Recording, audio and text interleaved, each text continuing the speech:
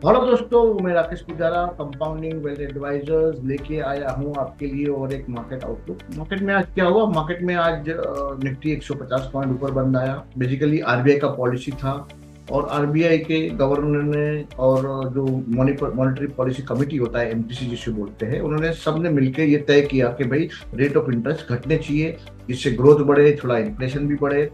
वैसे during the week तो GDP का डेटा बहुत अच्छा आया, 8.2 रहा, लेकिन वो रियल जीडीपी है।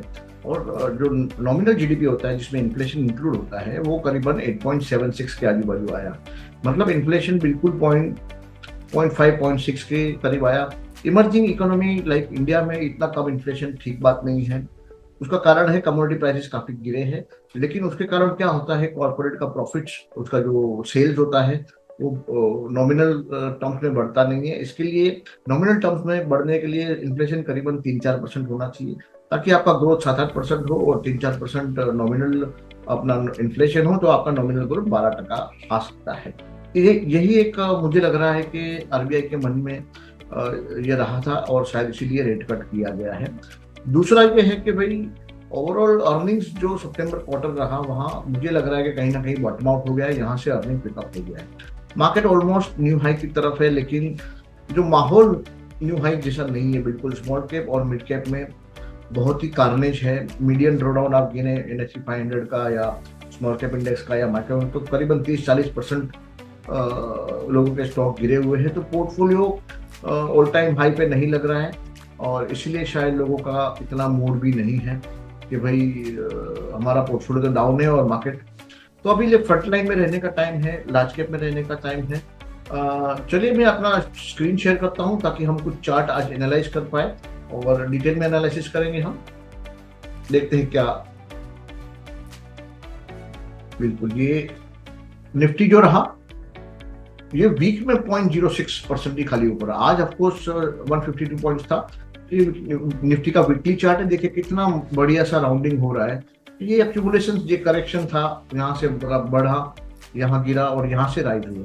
तो मुझे लग रहा है कि इसके ऊपर जो ब्रेकआउट आएगा, जो आ ही गया है ऑलमोस्ट, उसके बाद ये जो डेप्थ है 21,900 और करीबन 26,300 की, वो ऊपर रेप्लिकेट हो सकती है।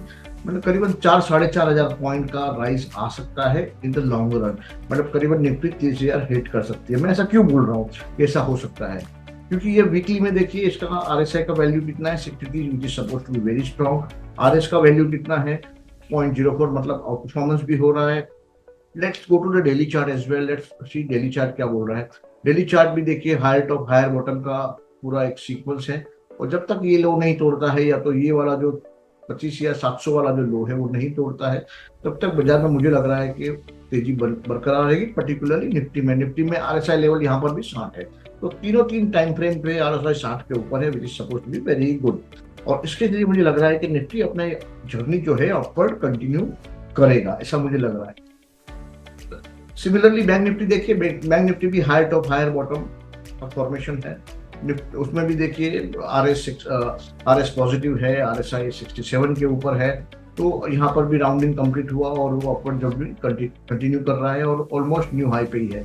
ये वीक वैसे फ्लैट रहा बैंक निफ्टी, लेकिन ओवरऑल ट्रेंड पॉजिटिव है, मोमेंटम पॉजिटिव है। यहाँ देखो राउंडिंग कंप्लीट हुआ और उसका टारगेट अभी आने वाला है। ये राउंडिंग का टारगेट मोटा मोटी रहेगा 53,500 और समझो ये 57,500, मतलब 4,000, 61,000 का इसका टारगेट तो इंटैक्ट बना है और वो आना चाहिए।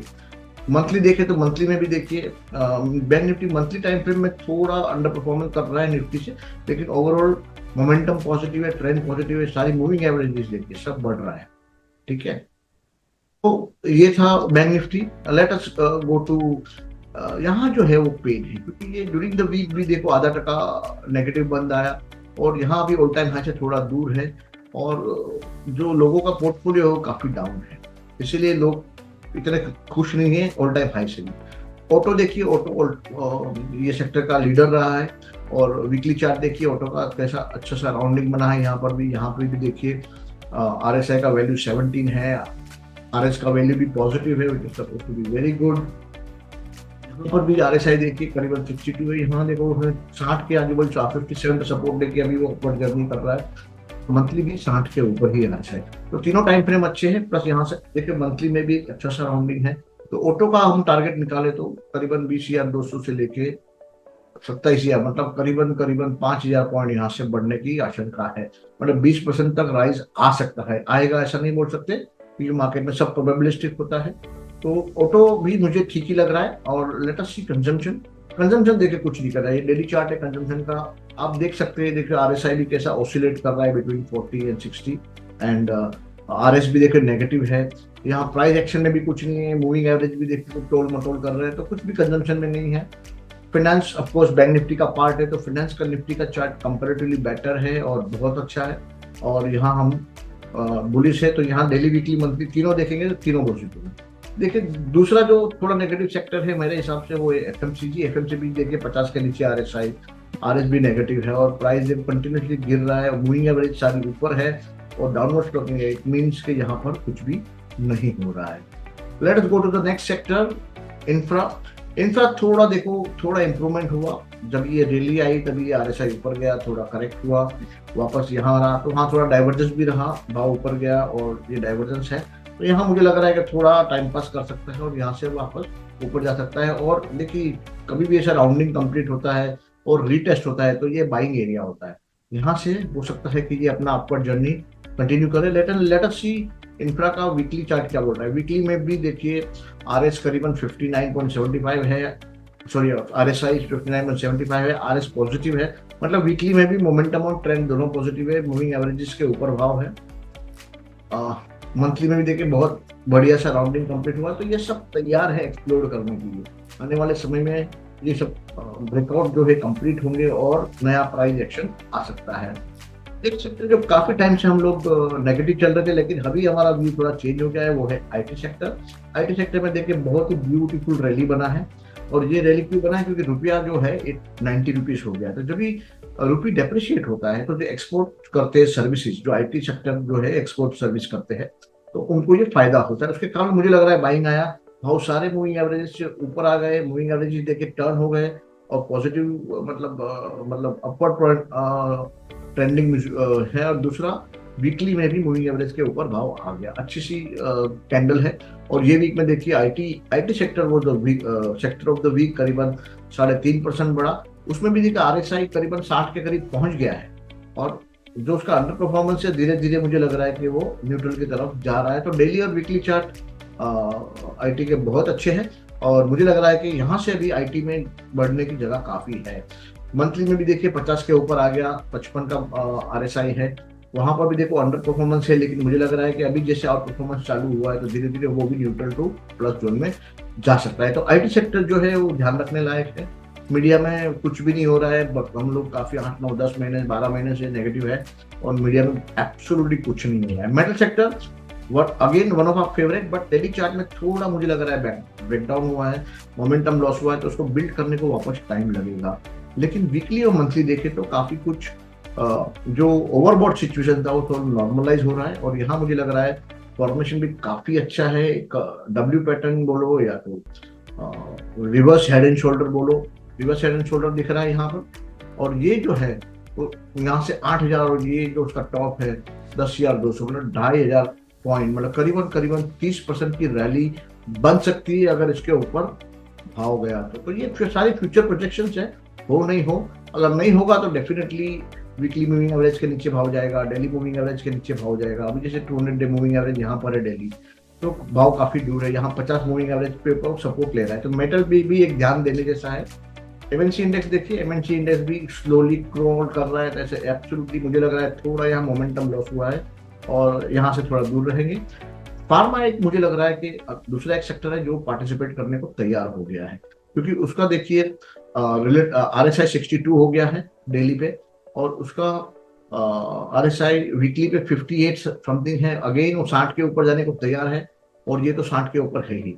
और यहाँ से देखिए छोटा सा पैटर्न भी अच्छा बना है, ये absolutely good pattern. Moving averages rising है, भाव सारे मूविंग एवरेज के ऊपर है और रिलेटिव आउट परफॉर्मेंस भी हो रहा है। तो एक आईटी के अलावा फार्मा सेक्टर भी हाईलाइट रहा ये वीक का। फार्मा सेक्टर ऑफकोर्स ओवरऑल मुझे लग रहा है कि फ्लैट बंद हुआ है, लेकिन आगे जाके मुझे लगता है कि ये परफॉर्म कर सकता है। पब्लिक सेक्टर एंटरप्राइजेस देखिए, पब्लिक सेक्टर एंटरप्राइजेस मोमेंटम नहीं है बिल्कुल भी। देखिए ये पूरा आरएसआई नीचे गया है आरएस भी नीचे गया है, भाव भी नीचे है, भाव सारे मूविंग एवरेज से नीचे है, तो यहाँ कुछ भी खास नहीं हो रहा है। PSU banks, yes PSU banks looks better than public sector index. तो यहाँ डेली में देखिए आरएसआई 54 है, और वीकली में देखिए, वीकली में आरएसआई करीबन 70 है, which is suppose to be very good. और यहाँ पर भी 69.75 which suppose to be very good. यहाँ पैटर्न भी कंप्लीट हुआ है, मतलब ट्रेंड, मोमेंटम, स्ट्रेंथ सब पॉजिटिव है। आरएस भी अच्छा है। पब्लिक सेक्टर बैंक मेरा एक रडार में रहना चाहिए। रियलिटी में कुछ नहीं हो रहा है खास, तो रियलिटी में भी देखिए प्राइस कैसे ऑस्सिलेट हो रहा है, मूविंग एवरेज सारे ऊपर है, तो I think it will take its own time. Defence में भी देखिए कुछ मोमेंटम लॉस हुआ है डेली चार्ट पे।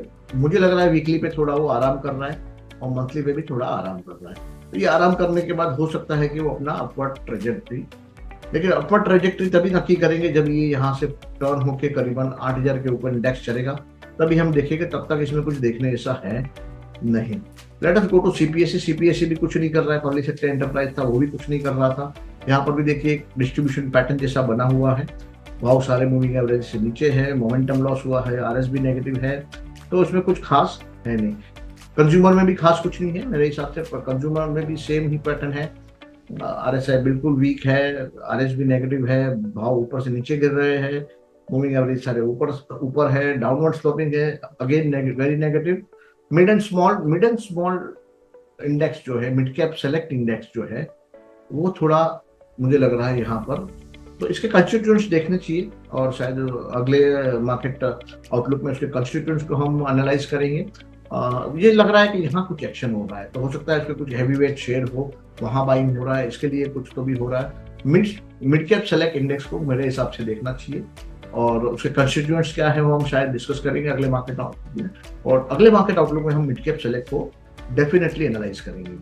Oil and gas again I think Delhi में मोमेंट अच्छा सा राउंडिंग हुआ, ब्रेकआउट भी हुआ, लेकिन दिल्ली में मोमेंटम वापस थोड़ा लॉस हो रहा है, और मुझे लग रहा है कि 50 डे मूविंग एवरेज अगर टिका रहा तो वापस अपवर्ड जर्नी उसका चालू हो सकता है। ये 50 डे मूविंग एवरेज है, अगर उसके ऊपर रहा तो शायद उसका अपवर्ड जर्नी चालू हो सकता है। यहाँ देखिए अच्छा सा राउंडिंग कंप्लीट हुआ, वीकली में भी आरएसआई 58-59 है विच इज नॉट बैड, और यहाँ पर भी RSI 58-59 which is not bad. तो वीकली में भी आरएसआई 60 के ऊपर जाना चाहिए, मंथली में भी जाना चाहिए, और डेली में भी जाना चाहिए, तब जाके मोमेंटम बनता है। मिड कैप 150 देखिए, मिड कैप 150 में भी थोड़ा बाइंग चालू है, लेकिन इतना मजा नहीं है जितना मिड कैप सेलेक्ट में था। ओके, सो मैं ऐसा क्यों बोल रहा हूँ, क्योंकि थोड़ा देखो एकदम लैंग्विश कर रहा है ये, और मूविंग एवरेज भी धीरे धीरे, यहाँ पर भी देखिए 50 मूविंग एवरेज का सपोर्ट है, तो हो सकता है सपोर्ट यहाँ होल्ड कर जाए और अपना अपवर्ड ट्रेजेक्टरी कंटिन्यू करे। रियल जो पेन है वो स्मॉल कैप में है। देखिए स्मॉल कैप अभी भी देखिए कितना गिरा है, और ट्रेंड भी नहीं है, मोमेंटम भी नहीं है, तो छोटे मोटे जो small cap micro cap stack है वहां पर बहुत ही पेन है, और काफी रिटेलर है और काफी एचएनआईज है जिनके पोर्टफोलियो में स्मॉल कैप है, वो लोग मुझे लग रहा है काफी सफर कर रहे हैं बिकॉज ऑफ ऑल दैट। उसका वीकली चार्ट भी देखिए, मुझे लग रहा है मोमेंटम हो चुका है, और ये भी हो चुका है, उसका ट्रेंड भी नेगेटिव हो चुका है, और आरएस भी नेगेटिव है। तो यहाँ डेली और वीकली चार्ट, खाली एक मंथली चार्ट अभी भी ऐसा लग रहा है कि आउट परफॉर्मेंस अभी भी मंथली चार्ट पे जारी है, क्योंकि ये जो बड़ा सा रैली हुआ था उसके कारण थोड़ा ये जो है आरएस भी पॉजिटिव है, और यहाँ पर आरएसआई भी पॉजिटिव है। देखिए सपोर्ट कहाँ लेता है, पेन कहाँ सबसाइड होता है, तो रियल पेन यहाँ पर है, और डाउ जोन्स वगैरह तो ठीक है, अभी ऑल टाइम हाई के आजू बाजू है, थोड़ा उसका भी मुझे लग रहा है लोअर हाई बन गया है। ये हमें देखूंगा, अगर ये जो लो है 45,700 के आजू बाजू का लो है, अगर टूटेगा तो इसका हायर टॉप हायर बॉटम का जो श्रृंखला है वो टूट जाएगा, और हम लोग नेगेटिव हो जाएंगे। एसपीएक्स में भी सेम है, अगर ये जो लो है वो टूटा तब हम जाके नेगेटिव हो गए, तब तक अभी तक हायर टॉप हायर बॉटम चालू है। नास्डैक देखिए, नास्डैक में भी सिमिलर पैटर्न है। DXY डॉलर इंडेक्स 99 है which is suppose to be good for emerging market like us. वो पहले 100 के ऊपर गया और वहां से वापस इंटरेस्ट चालू। या मेरा लॉन्ग टर्म हमारा व्यू DXY पे ऐसा है कि कई बार ये जो लो है 96 वो भी तोड़ेगा, और आगे जाके 75 तक भी जाएगा, और तभी जब लंबा चौड़ा जो रैली है तभी आएगा जब ये इसके पीछे जाएगा। तो बहुत ही बढ़िया है, अभी भी देखिए अच्छा सा राइज हुआ, करेक्शन हुआ, और ये वापस कंटिन्यूएशन हो रहा है। तो गोल्ड मेरे हिसाब से पॉजिटिव है। और गोल्ड फ्यूचर्स है ये, इंडिया विक्स है। इंडिया विक्स करीबन 10 के करीब चल रहा है, मतलब कोई ज़्यादा वॉलिडिटी है नहीं। और 10.5 is a very very low risk environment, इसके लिए ऑप्शन में भी लोगों को काफ़ी पैसा नहीं आ रहा है, क्योंकि वॉलिडिटी कम होने के कारण ऑप्शन प्राइसिंग भी काफ़ी कम है। Let's go to silver. Silver का एक अलग ही कहानी चालू है, देखो क्या ब्यूटीफुल फॉर्मेशन है। और जो प्रीवियस हाई था करेक्ट हुआ, गोल्ड ने न्यू हाई नहीं मारा लेकिन सिल्वर ने न्यू हाई मान लिया। तो इंडियन मार्केट में करीबन 1,82,000 के करीब ट्रेड कर रहा है सिल्वर। हमें अभी भी अच्छा लग रहा है और मुझे लग रहा है कि मल्टी ईयर उसका जो ब्रेकआउट है वो हुआ है, और $49 या $50 के आजू बाजू ब्रेकआउट है। और उससे टारगेट तो बहुत ऊपर के बन रहे हैं, लेकिन सिल्वर बहुत ही वॉलेटाइल कमोडिटी है। 5-5, 10-10, 20-20% नीचे ऊपर होता है, तो संभाल के उसमें काम करना चाहिए। यूएसडी आईना देखे काफी वीक हुआ, और अभी मुझे लग रहा है कि रेट कट का जो वीकनेस था वो उसके कारण वीक हुआ, रेट कट हो गया तो buy on rumour sell on news वाला सिचुएशन हो गया। और मुझे लग रहा है कि अभी यहाँ थोड़ा स्टेबल होना चाहिए यूएसडी आईना। ऑयल ऑयल में देखो एक रेंज बाउंड एक्टिविटी है, और रशिया के साथ जो हमारा मीटिंग चल रहा है उसका आउटकम क्या होगा, और यूएस और वेनेजुएला का जो प्रॉब्लम चल रहा है उसका आउटकम क्या होगा, उस पर शायद क्रूड का भाव डिपेंडेंट है। प्लस एनर्जी रिक्वायरमेंट जो है वर्ल्ड का वो काफी सोलर से और अदर सोर्सेस ऑफ एनर्जी से मीट हो रहा है, तो शायद उसके उसके चलते क्रूड मुझे लगता है रेंज बाउंड ही रहेगा। तो ये था हमारा आउटलुक। मुझे लग रहा है कि मार्केट यहाँ से ऊपर ही जाना चाहिए, पर्टिकुलरली निफ्टी, क्योंकि निफ्टी में ऐसा है कि बारी बारी एक सेक्टर, कभी बैंकिंग सेक्टर पार्टिसिपेट कर रहा है, कभी फाइनेंशियल्स कर रहे हैं, कभी पीएसयू बैंक कर रहा है, कभी मेटल कर रहा है, कभी ऑटो कर रहा है, और अभी आईटी ने भी पार्टी ज्वाइन कर लिया है, फार्मा पार्टी ज्वाइन करने की तैयारी में है। तो मतलब वेल स्प्रेडेड है, और लार्ज कैप कॉन्सेंट्रेटेड है, स्मॉल कैप में बिल्कुल, मिड कैप फिर भी ठीक है, लेकिन बिलो बिलो बिलो 250 स्टॉक्स, जो जैसे निफ्टी लार्ज में 100 स्टॉक्स है, निफ्टी मिड कैप में 150 स्टॉक्स है, मतलब ये 250 स्टॉक छोड़ दे तो बाकी के स्टॉक्स में बिल्कुल भी कोई बाइंग नहीं है, and that is a cause of concern. And वहाँ वैल्यूएशन भी अभी अट्रैक्टिव हो रहे हैं, और दिसंबर महीने में इतना अगर बाइंग नहीं आ रहा है तो जनवरी, फरवरी और मार्च सीजनली भी वीक होते हैं, तो शायद small cap mid cap, small cap में particularly, not mid cap, small cap में हो सकता है कि थोड़ा और पेन रहे। ओवरऑल माहौल ठीक रहेगा। स्मॉल कैप को छोड़ के मुझे लगता है अभी लार्ज कैप और मिड कैप में ही ध्यान देना चाहिए, जो पहले जो 250 स्टॉक है उसमें ही ध्यान देना चाहिए, और वहां पर ही ट्रेडिंग या इन्वेस्टमेंट करना चाहिए। अभी जैसे स्मॉल कैप में रैली आएगा हमें पता चलेगा, हम ट्रेंड देखेंगे, मोमेंटम देखेंगे, और बाद में स्मॉल कैप में भी इन्वेस्ट कर सकते हैं। लेकिन हाल फिलहाल स्मॉल कैप से थोड़ा दूर रहिए, क्योंकि यहाँ कोई भी बाइंग सपोर्ट है ही नहीं। तो ये था हमारा market outlook for this week. This is Rakesh Pujara signing off. Thank you very much.